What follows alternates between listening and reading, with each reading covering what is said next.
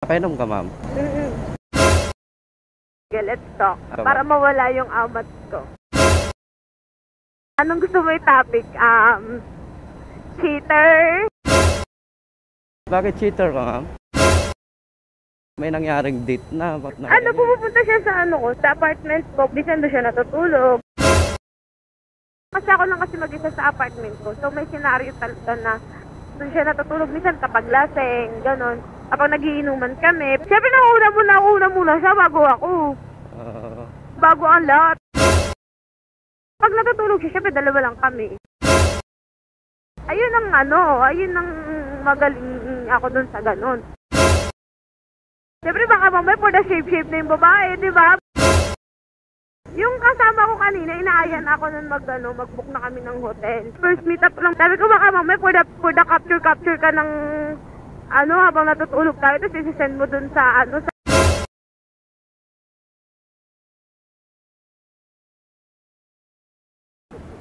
Napainom ka, ma'am? Oh my God! May ka! May something. Kuya, nagbablog ka ba? Oo, ma'am. Vlogger ka? Oh my God, yung ka! Ma-flix na kita sa YouTube ko. Totoo ba? Oh my God! Wait lang! Oh my God! Naka-record ka na, ma'am. Sige, let's talk. Magpa-vlog ka, Para ma'am? mawala yung amat ko. Ano gusto mo i-topic? Ayun, oh. Nakaano ata ako rito na may vlog ko, ah. Anong gusto mo i-topic? Cheater? Ano ba, kuya? Magbigay ka ng suggestion. Cheater na lang, ma'am. Kuya, totoo ba? Ano mo to? Bakit cheater ka, ma'am? Cheater yung hype na yun. Paano ko ba i-explain? Madaldal ka ba? Oo naman, sobra. Lagi tong number 1 sa noisy. Saan ka galing, ma'am? Bading ka, di saan mo ko pinick up? Diyan kayo naginom? Doon din. Sa Pades? Sa Chills? Wala asawa? Wala. Maraming boyfriend? Siguro for security purposes, wala. Basta hindi ka kasal, single ka, di ba? Oo naman. Oo, di ba? Di wala. Single. Ano YouTube mo? Kambyohan Motovlog. As in cambio? Oh my God!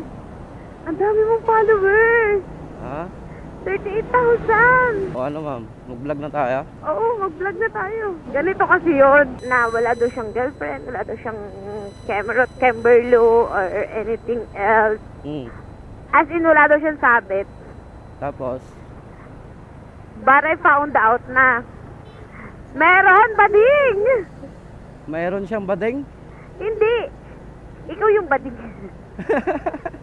Hindi, meron siyang jowa. Na bading? Hindi, babae. Kumbaga, ikaw lang yung bading. Kumbaga ka. Okay. Ano ba tawag doon? Ganun ako magsalita. Meron siyang jowa. Nalaman ko doon sa kababayan niya na matagal na sila nun. Okay. Nung jowa niya. Then si Guy, nandito sa Manila, then malapit lang siya sa apartment ko. Okay. Nakikita ba ako sa kamo? Huwag mo ako nang ipakita. Ha? Ano, gusto mong ilagay ko sa harapan? Wag! Basta huwag mo na kayo ipakita. Nandito ako sa gilid mo para hindi ako makita ng kamo. Niwanan ko isang camera ko eh. Kaya isa lang yung nakakabit. Kaya nga. Kaya hindi ka makita dyan. Dito yung Sige, nakikita para sa... detalyado yung maikwento ko. Kasi baka mapanood niya or mapanood ng mga kakilala ko. Yun nga, syempre na-meet ko na siya at na-touch na ako sa kanya. Uy, yung iba vlog mo, yung ito lang ha. Bading ka.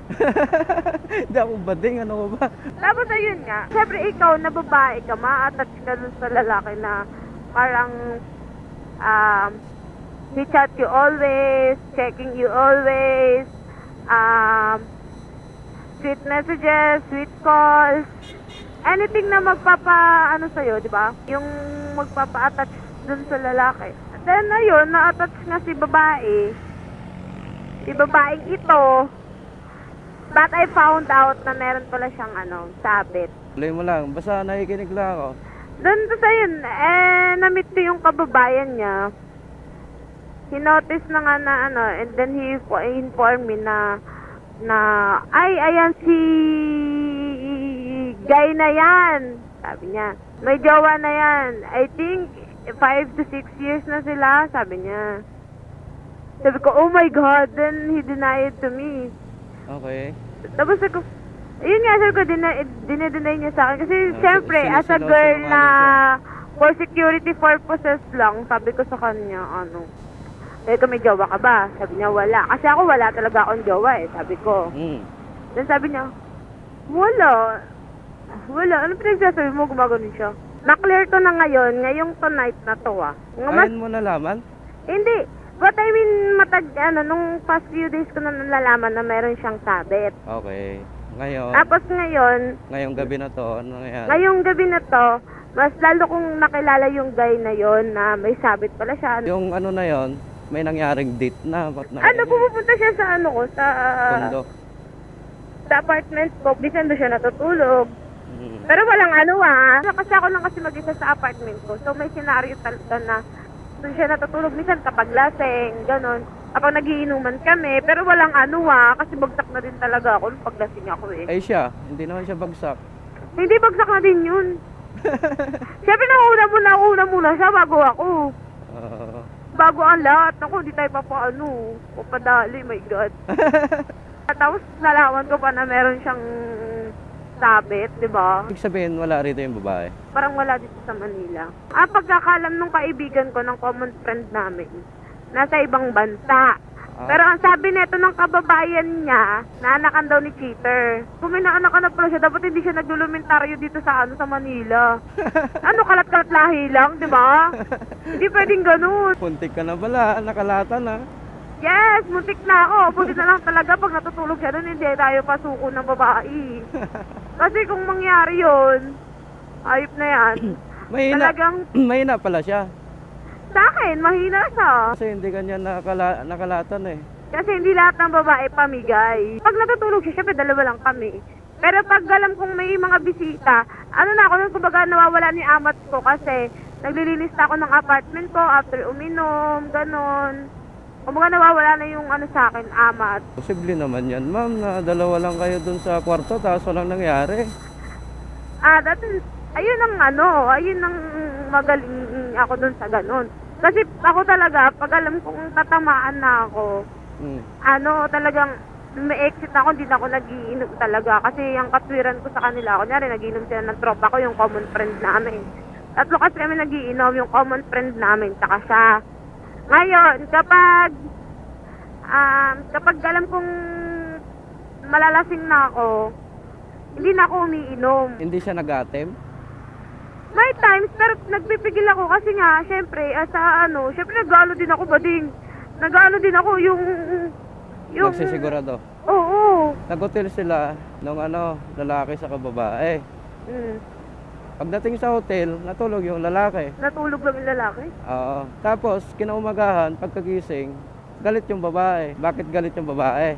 Kasi wala nangyari sa kanila? Ito ang sinabi ng babae. Nag-hotel sila, bakit daw natulog lang? Walang nangyari? Bakit daw natulog lang yung lalaki? Ay, gago! Bading kayo mga ganong babae, yun? Pwede pamigay yun. Tayo, hindi naman tayo ganun. May mga babae pa naman na hindi pamigay. Expected ng babae, may mangyayari sa kanila kasi nga niyaya siya sa hotel ng lalaki.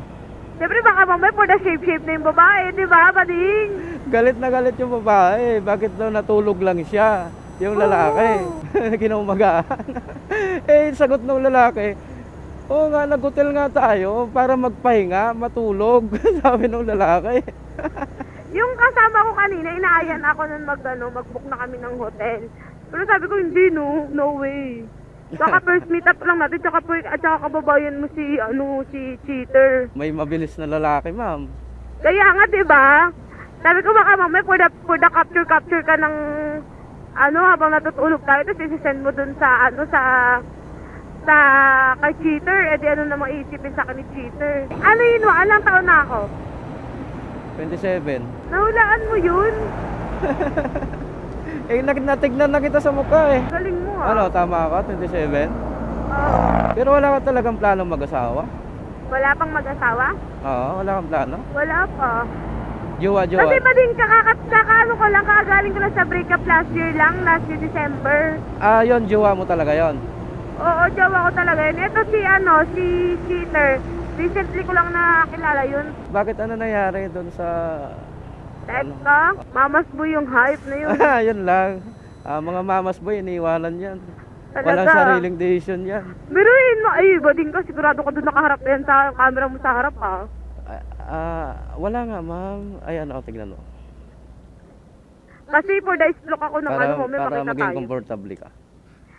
Ayan, Ayan, Ay! Ayan lang, Kaya nga, andun yun nakaharap. Sige. Kaya- Huwag ka na umarap sa akin! Kaya habang nagsasalita ka dyan, walang nakikita. Kasi yun yung nakikita harapan natin. Sige, go Okay lang. na. Para maging Huwag ka na comfortable. umarap sa akin, bading. Ayop na yan, naloko na ako ng una, naloko pa ako ng pangalawa. Yung pangatlo kaya, Sigurado na yan, pag pangatlo. yung pangatlo, no, sasakalin ko na. Sigurado na yun. Ano bang type mo kasi sa lalaki? Hindi cheater. Anong tipo mo? Matangkad, gwapo, payat, mataba? Hindi naman, hindi nga ako nabase sa ganun. Basta may dedikasyon sa buhay, ayun na, tapos na yung question. Kaya mong bumuhay, may iniisip kang future, ganun. Okay. Yung iniisip mo, papakasalan mo yung babae, asawain mo, aanakan mo, bubuhayin mo yung pamilya, ganun. Okay. Sa panahon ngayon, di ka na, ay, my God. Kuya, bading ka. Hindi naman yan kasi didiritso eh. Alam mo, ako talaga nabalita na ako sa GMA eh. Bakit? Ang dami-dami pwede kong labasan sa TV, balita pa. Bakit? Aksidente pa.